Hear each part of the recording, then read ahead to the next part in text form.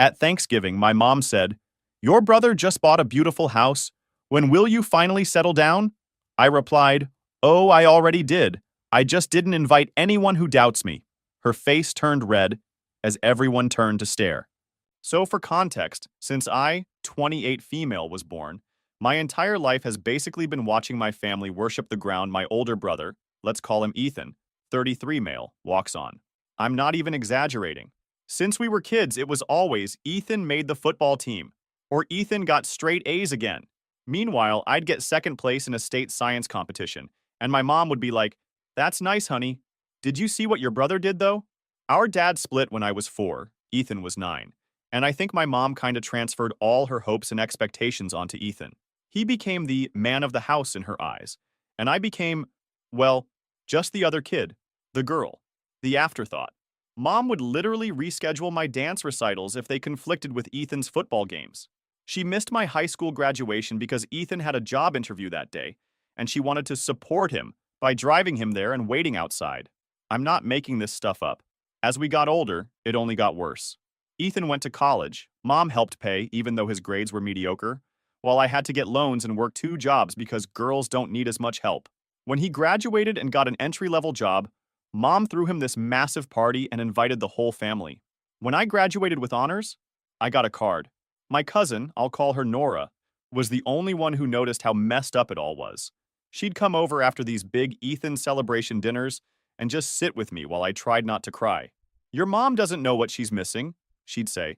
But that didn't really help when I was watching my entire family act like Ethan had just won a Nobel Prize for getting a C+ average and a job at his friend's dad's company. I moved out at 22 and basically stopped sharing anything important with my family. What was the point? Mom would just turn it around to be about Ethan somehow anyway. Got a promotion? That's nice. Ethan's thinking about applying for a new position too. Went on a nice vacation? Oh, Ethan's been so busy at work, he hasn't had time for a vacation in months, poor thing. So I just stopped. I'd show up for holidays, answer their surface-level questions with vague responses, and change the subject. Meanwhile, I was absolutely grinding at my tech job, getting promotion after promotion, investing smart, and building a life that made me happy. I'd always been good with computers, even though no one in my family ever noticed or cared. In high school, I taught myself coding while Ethan was out being social. Mom's words, not mine. I started college as a computer science major, and despite working those 2 jobs to pay for it, I still graduated top of my class. I got hired at a startup right out of college.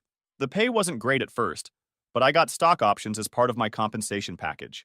I lived super frugally, had 3 roommates in a tiny apartment, brought lunch from home every day, didn't go out much. Every extra penny I had went into either paying off my student loans or investing. My mom would call occasionally, but our conversations always followed the same pattern. "Mom, how are you, honey?" Me. "I'm good. Work's going well." Mom. "That's nice. Did I tell you about Ethan's new promotion?" And we'd spend the next 45 minutes talking about Ethan. It was like clockwork. There was this one Thanksgiving, about 3 years ago, that really sticks in my mind. I had just been promoted to team lead at work, my first management position. I was really proud of myself, especially since I was the youngest team lead in the company's history. I went to my mom's house for dinner, actually excited for once because I thought maybe, just maybe, this was something she'd be proud of. Ethan was there with his girlfriend at the time, not Vanessa, some other girl whose name I can't even remember now. During dinner, my mom asked the usual, "So, how are things, Jade?" And I decided to actually tell her. "Actually, I got promoted to team lead last week," I said, trying not to sound too eager. "I'm managing a team of 6 developers now." Mom nodded absently. "That's nice, dear. Ethan, tell everyone about that client you landed." And just like that, the conversation shifted to Ethan's job selling insurance, or whatever he was doing at the time. I sat there picking at my turkey, while everyone oohed and awed over how Ethan had convinced some local business owner to switch insurance providers. Nora, who was sitting next to me, squeezed my hand under the table. She knew. She always knew. After dinner, I was helping with the dishes when Aunt Debbie cornered me in the kitchen. "So, Jade, any special man in your life yet?" I shook my head. "Not at the moment. I'm pretty focused on my career right now." She clicked her tongue and leaned in like she was sharing some profound wisdom. "Don't wait too long, sweetie. Men don't like women who are too career-oriented. Look at your brother. Already has a girlfriend and he's not even settled in his career yet." I just smiled and scrubbed harder at the gravy boat I was washing.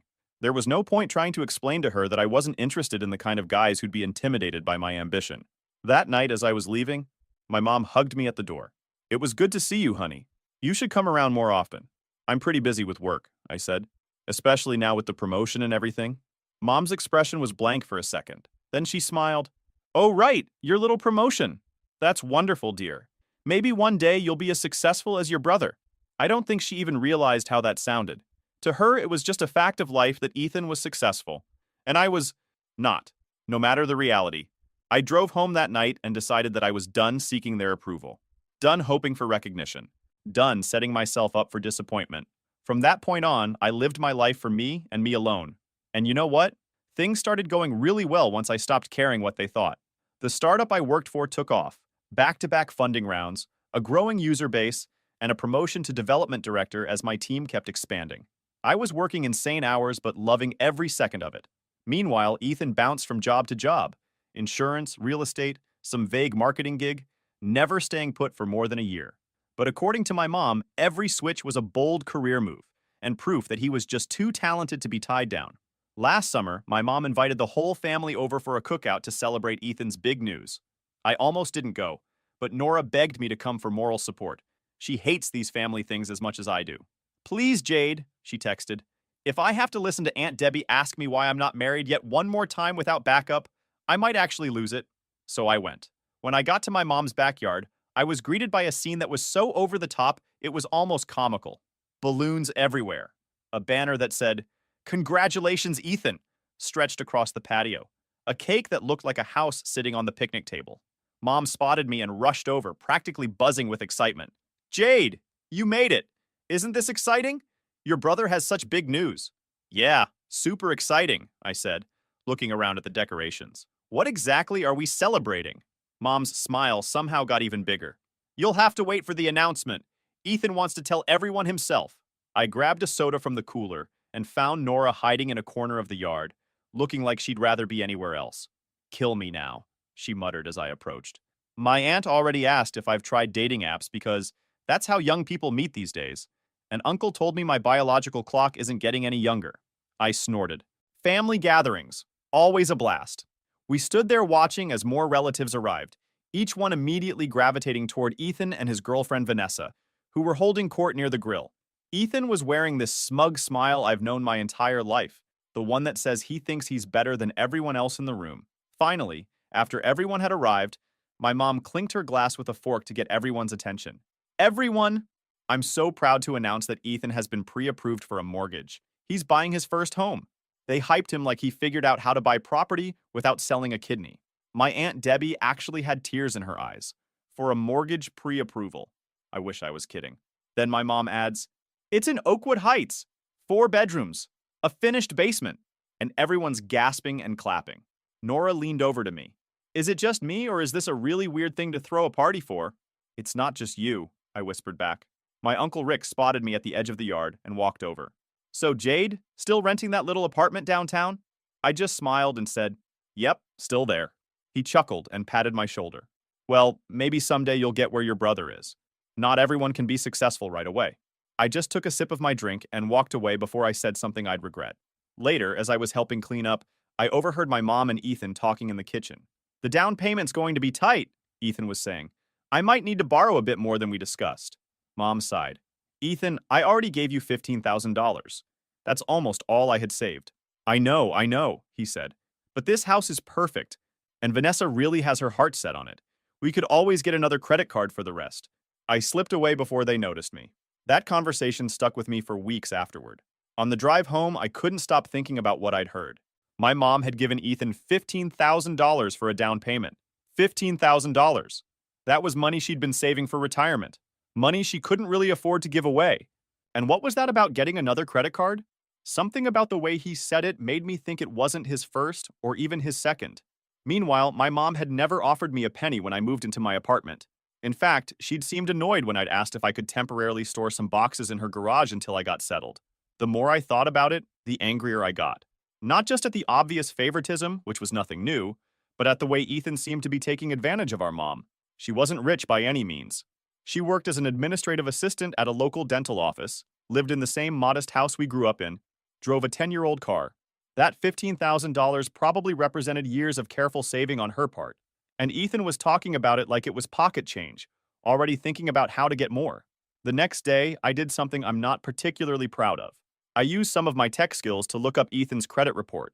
Not exactly legal or ethical, but I was worried about my mom, and I wanted to know just how bad Ethan's financial situation was. What I found shocked me. Ethan had 5 credit cards, all nearly maxed out. His credit score was abysmal. He had multiple late payments on his car loan. He'd recently applied for several new lines of credit, most of which had been denied. In short, he was a financial disaster. And he was about to take on a mortgage? I thought about warning my mom, but I knew she wouldn't listen to me. In her eyes, Ethan could do no wrong, and I was just being jealous or petty, or whatever she'd convinced herself was wrong with me. So I kept what I knew to myself. But I started checking in on her more often, just casual phone calls to see how she was doing.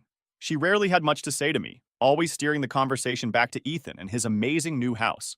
But what she and my entire family didn't know was that I'd been killing it at my job for years. I started as a junior developer, but quickly moved up to team lead, then department manager, and finally chief technology officer at a startup that got acquired last year.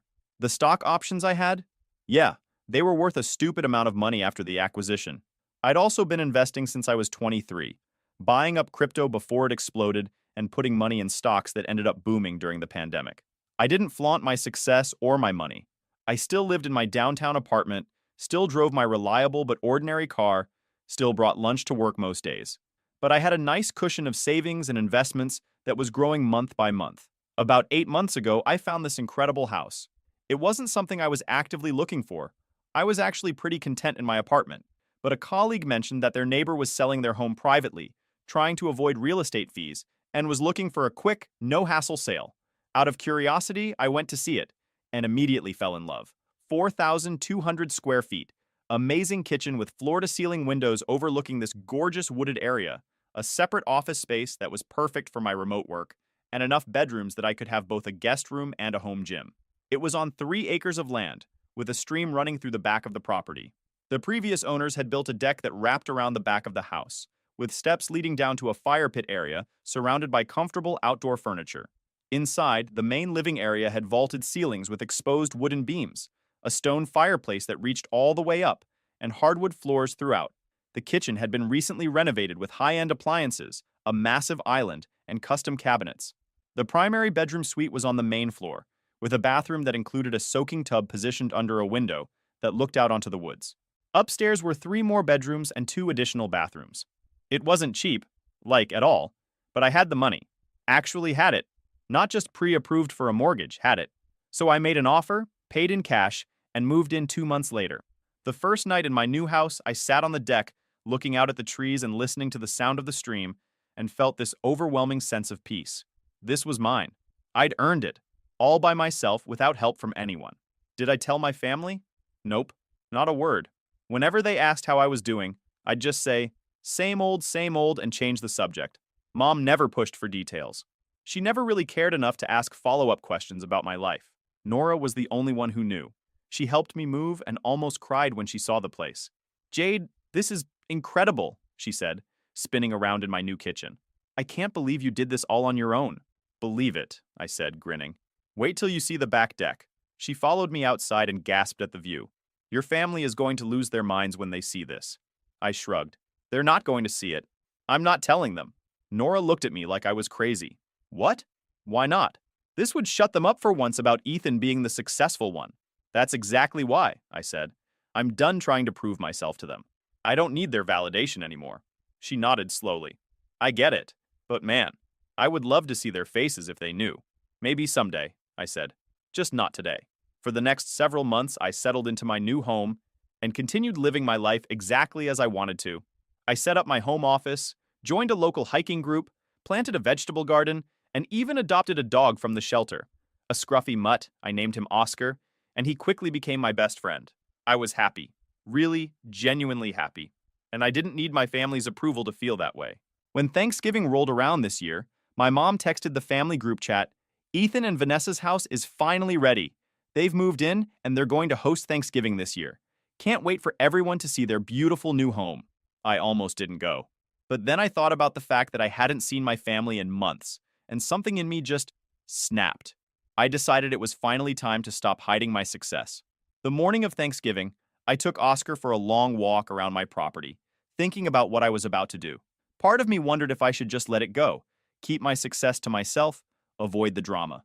But another part of me, a stronger part, was tired of being overlooked, tired of watching Ethan get praise for things I'd done better, tired of my mom's constant disappointment in me.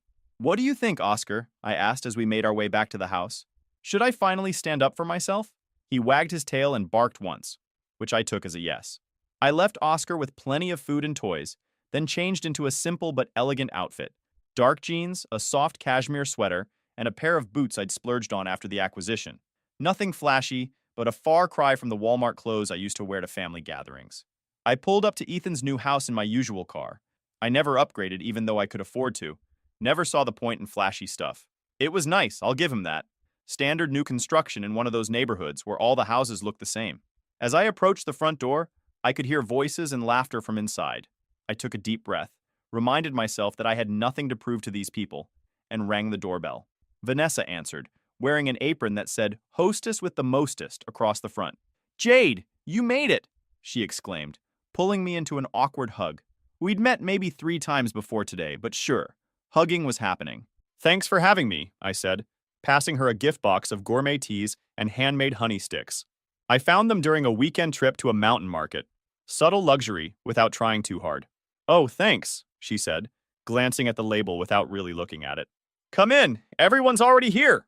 Inside, Ethan was playing tour guide, showing everyone around like he was on HGTV or something. "And here's the kitchen." Vanessa picked out all the finishes herself. "And we're thinking about putting a pool in the backyard next summer." Mom was trailing behind him like a proud shadow, adding her commentary, "Isn't the master bedroom gorgeous? And look at these countertops." I just smiled and nodded, helping Vanessa carry food to the dining room. I hadn't spent more than 10 minutes with her in total before today, but she seemed okay, just completely caught up in Ethan's world. Nora spotted me and immediately rushed over, pulling me into a corner of the living room. "You came. I wasn't sure you would." "Couldn't miss seeing the famous house, could I?" I said with a small smile. She rolled her eyes. "It's been non-stop house talk since I got here. Look at our crown molding. Look at our recessed lighting. I'm about to reseed myself right out the door." I laughed. "How long have you been here?" "Too long," she groaned. Aunt Debbie cornered me the minute I walked in to tell me about her friend's daughter, who met someone on a dating app and is now married with twins. Apparently, that's supposed to inspire me. "At least she's consistent," I said. Nora's eyes narrowed as she studied my face. "You seem different today. Like you're, I don't know, almost enjoying this?" I shrugged. "Let's just say I'm prepared for whatever happens." She looked intrigued but didn't get a chance to question me further, as my mom spotted us and came bustling over. "Jade, there you are," she said. "Isn't Ethan's house just beautiful? So grown up, don't you think?" "It's very nice," I said neutrally. "He picked out all the paint colors himself," she continued, as if this was some kind of remarkable achievement. "And wait until you see the basement. They're turning it into a home theater." "Sounds great," I said. "How have you been, Mom?" "Oh, busy helping them get settled," she said, waving her hand. "You know how it is with a new house. So much to do, but it's all worth it. I'm just so proud of him." I nodded, biting my tongue. Now wasn't the time. Not yet. When we all sat down to eat, Ethan took the head of the table, of course, with Mom at his right hand and Vanessa at his left. I was stuck between Nora and Aunt Debbie, who immediately started interrogating me about my love life. "So, Jade, any special someone yet? You're not getting any younger?" I just shrugged. "I'm focusing on my career right now." Mom jumped in. "Jade's always been so independent. Not everyone is ready to settle down and build a life like Ethan and Vanessa." Ethan smirked. "Speaking of building a life, we're thinking of starting to try for a baby next year. We've got plenty of space now." More cheers, more congratulations. My mom actually wiped away a tear. "I can't believe my baby boy is all grown up," she said, squeezing his arm.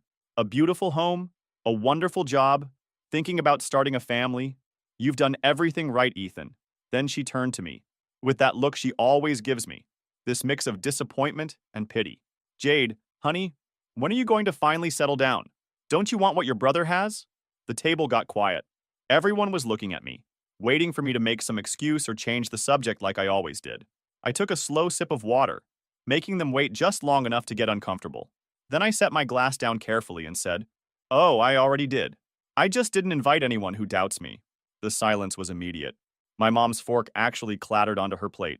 Aunt Debbie's mouth fell open. And Ethan? His smug smile froze on his face like someone had hit pause. You what? My mom finally managed to say. I settled down, I repeated, taking another bite of turkey like it was no big deal. About 8 months ago, actually. What do you mean? Mom pressed, her eyes darting between me and Ethan. You didn't tell us anything about... Exactly, I cut in. I bought a house. I moved in. I built a life. I just didn't feel the need to announce it to people who've never shown interest in my accomplishments. Ethan tried to recover, forcing a laugh. Come on, Jade. A house is a pretty big deal. Kind of weird to keep that a secret, don't you think? I looked him dead in the eyes. Not really. It's not like any of you ever asked. That landed hard. My mom shifted in her seat, and Ethan's fake smile twitched at the corners. Well, Ethan said, after an awkward pause, what kind of place are we talking about here? A condo downtown or something? I could see what he was doing, trying to minimize whatever I'd accomplished before he even knew what it was. Typical Ethan. No, I said calmly. It's a house. It's actually bigger than this one. You could have heard a pin drop. Ethan's smile completely disappeared, and he was gripping his knife so tight his knuckles turned white. Bigger? Aunt Debbie asked. How big are we talking, Jade? I leaned back slightly, completely relaxed. Just over 4,200 square feet. On 3 acres. Ethan's jaw actually dropped. My mom let out a small gasp. But sweetheart, she said, her voice strained, don't you think that's a bit excessive for someone on their own? And there it was. Her attempt to make my success sound like a mistake. Not really, I replied, keeping my voice even. I mean, I didn't take out a mortgage or anything, so it's not like I have to worry about it being a financial strain. The reaction was immediate. Ethan choked on his drink. My mom's eyes went wide. You paid cash for a house that size? She stammered. Yeah, I shrugged like it was no big deal. I didn't see the point in having debt if I didn't need to. Ethan's face had gone from smug to ghostly pale in about 5 seconds flat. I turned to him. So, how's your mortgage, Ethan? What did you end up putting down? 5%? Sib? His jaw clenched so hard I could almost hear his teeth grinding. My mom jumped in, desperate to save him. Well, Ethan's home is just beautiful, she said quickly. And it's in such a wonderful neighborhood. Such a smart investment. Ethan nodded stiffly. Yeah, and real estate is all about location. The schools here are top-rated for when we have kids. Aunt Debbie, who's never been good at reading a room, piped up. Wait, so Jade, you actually own your house outright? No mortgage at all? That's right, I said. Paid in full at closing. The looks around the table ranged from shocked to impressed to confused. Ethan was the only one who looked straight up angry. You know, I said, it's funny how much people assume about you when they don't actually bother to ask. My mom tried to laugh it off. Oh, come on, Jade, it's not like we ignore you. I raised an eyebrow. Really? When was the last time you asked me about my job? My finances? My future plans? No one had an answer. You never asked, I continued, because you never thought you had to. You assumed Ethan was the only one worth paying attention to. Ethan slammed his hand on the table. Seriously, Jade, we get it. You bought a house. Congratulations. Do you want us to throw you a parade or something? I looked at him calmly. Number. But maybe you should think about getting some financial advice before you keep acting like you're some kind of success story. His eyes narrowed. What's that supposed to mean? It means, I said, leaning forward slightly, that while you've been pretending to have it all figured out, you've actually been drowning in debt. Credit card debt specifically. A lot of it. The blood drained from his face. The table went completely silent. Jade, my mom said slowly. What are you talking about? I kept my eyes on Ethan. Did you tell her, Ethan? Did you tell Mom that you're barely keeping up with your mortgage payments? That you maxed out 3 credit cards just to furnish this place? That you've been borrowing money from everyone you know for your down payment? His face became red, and he looked enraged. You don't know what you're talking about. Don't I? I asked. I work in fintech, Ethan. Information is kind of my thing. Your credit score is in the 500s. You're over $200,000 in debt outside of your mortgage. You're one missed payment away from disaster. My mom turned to him, her face pale. Ethan, is this true? For once in his life, Ethan had nothing to say. How much did you borrow from Mom? I asked, though I already knew the answer.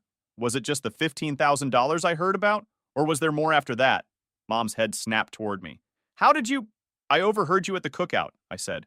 The one celebrating his mortgage pre-approval. You know, the event that got a bigger celebration than my college graduation. My mom had the decency to look ashamed. Ethan looked like he was about to explode. You had no right, he hissed. No right to dig into my finances. And you had no right to take advantage of mom, I shot back. To take her retirement savings for your down payment while knowing darn well you couldn't afford this house. The silence that followed was deafening. My mom looked between us, her perfect family image crumbling before her eyes. How did you do it? She finally asked me, her voice small. How did you afford a house like that? I took a deep breath. I worked my butt off. I got promoted 5 times in 6 years. I'm the CTO of my company now. My stock options were worth over $1 million when we got acquired last year. I invested smart. I didn't waste money trying to impress people. Ethan stood up so fast his chair fell backward. You think you're better than me? You think you've won something here? I stayed seated, completely calm. I don't think I've won anything, Ethan. I just finally stopped playing a game that was rigged against me from the start. I looked around the table at my family's shocked faces, then at my mom, who couldn't even meet my eyes. For years, I said, I've watched you all fawn over everything Ethan does while treating me like an afterthought. You all acted like I was somehow falling behind in life when the truth is, I've been ahead this entire time. I stood up, grabbing my coat from the back of my chair. The saddest part, I said, looking directly at my mother, is that you'll never know how much I've accomplished because you never bothered to ask. You were so busy focusing on your golden boy that you completely missed the fact that your daughter was actually the successful one. My mom started to cry. Ethan was shaking with anger. The rest of the family sat frozen, not knowing what to say. I walked to the door, then turned back one last time. Next time you want to know about my life, I said, try actually listening to the answer. And with that, I walked out into the cold November air, got in my car, and drove home to my beautiful, fully paid-for house. For the first time in my life, I didn't feel invisible. I felt completely untouchable. 2 weeks after Thanksgiving, I was sitting on my back deck with Oscar, watching the sunset over the woods behind my house. When Nora texted me, Mom says Aunt Debbie is still talking about your mic drop moment at Thanksgiving. Pretty sure you're a family legend now. I smile and text back, how's your mom doing? Good. She wants to know when she can come see your place. I may have shown her some pictures. I laugh. Tell her she's welcome anytime. You too, obviously. But make it clear my invitation doesn't extend to certain other family members. Nora responds immediately. Understood. Drama still unfolding on that front. We'll fill you in when I see you. The truth is, I don't regret exposing Ethan. Not even a little bit. He'd been lying and manipulating our mom for years, draining her retirement savings while she enabled his financial irresponsibility. Someone needed to pull back the curtain on that whole mess. My phone rings. It's my mom's number. This is the 5th time she's called since Thanksgiving. I haven't picked up yet. Part of me is curious what she has to say, but I'm not in any rush to hear it. After a moment of consideration, I hit decline and set my phone face down on the table. 10 minutes later, a text comes through. Jade, please, we need to talk. Ethan's having some financial troubles, and I'm trying to help him figure things out. Maybe you could give him some advice. He's still your brother. I stare at the message, feeling a familiar anger rise in my chest. Of course. Of course this isn't about me or what happened at Thanksgiving. It's about Ethan. It's always about Ethan. I type back, let me get this straight. After I revealed that I bought a house in cash that's twice the size of Ethan's, after I told you that you've ignored my accomplishments for my entire life, your response is to ask me to help Ethan with his financial problems? Are you serious right now? 3 dots appear as she types, then stop, then start again. Finally, don't be like that, Jade. Family helps family. You've always been so independent. Ethan needs help. And there it is. My independence, my self-sufficiency, the very things that allowed me to build the life I have, are still being used against me. Meanwhile, Ethan's helplessness is still being rewarded. I take a deep breath and type what I should have said years ago. Mom, I'm done. I'm done being the afterthought. I'm done watching you bail Ethan out while ignoring my existence. Even now, you're still not interested in my success. You're just looking for ways to use it to fix Ethan's mistakes. So no, I won't be helping Ethan, and I won't be answering any more calls or texts about him either. I hit send, then immediately block her number. I do the same for Ethan and Vanessa. Then I turn my phone off completely and set it aside. Oscar comes over and puts his head in my lap. I scratch behind his ears, feeling lighter than I have in years. Just you and me now, buddy, I tell him. Well, us and Nora, and her parents. That's enough family for anyone. I don't need their approval anymore. I don't need their validation. And I definitely don't need to set myself on fire to keep Ethan warm. For the first time in my life, I'm not just the afterthought, the other child, the invisible daughter. I'm Jade, successful, independent, strong Jade, and that's more than enough.